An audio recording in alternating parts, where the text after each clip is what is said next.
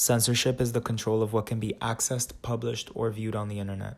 Although many hold different opinions on the pros and cons of this concept, I and many others believe that its implications in China infringe upon the rights of people and contradict the notion that the internet is for everyone.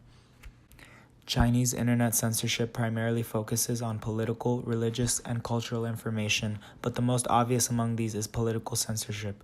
The Chinese government views internet censorship as good and necessary in order to protect the ideologies of the Chinese government by limiting people's access to political news and any content remotely resembling ideologies and concepts that may pose a threat to the government or paint them in a negative light. One way in which they do this is by monitoring certain keywords being searched. Certain keywords yield no results since the government blocks all URLs that correspond to the keywords they consider off limits. Another form of censorship and surveillance used by China is deep packet inspection. Deep packet inspection is a type of data processing that inspects the data being sent over a computer network in great detail. It then takes action accordingly by blocking, rerouting, or logging it. The implications of DPI can be positive in the sense that it can ensure critical data is intact and in the proper format, while also inspecting for malicious code. It can also be used for nefarious purposes such as eavesdropping and censorship, such as it is being used in China. Just last year, China started cracking down even further on how the internet is used within their borders and now requires news websites to be overseen by government-approved editorial staff and for workers to have reporting credentials from the central government.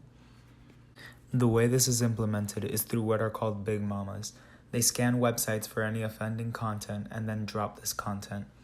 Big Mamas essentially manipulate HTTP and HTML code in order to censor the content of certain websites by either changing text or images or even dropping them entirely.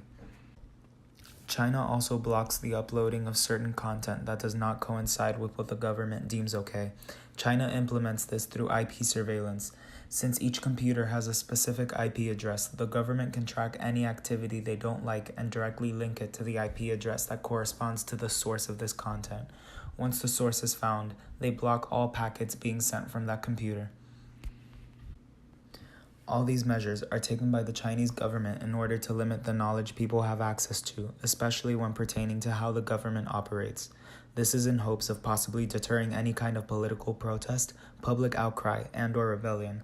Although censorship could potentially neutralize this threat, while also employing many people who are tasked with enforcing these policies, censorship ultimately harms people by denying them access to a technology that was created for everyone and has the potential to positively impact their lives through the wealth of knowledge made available to them.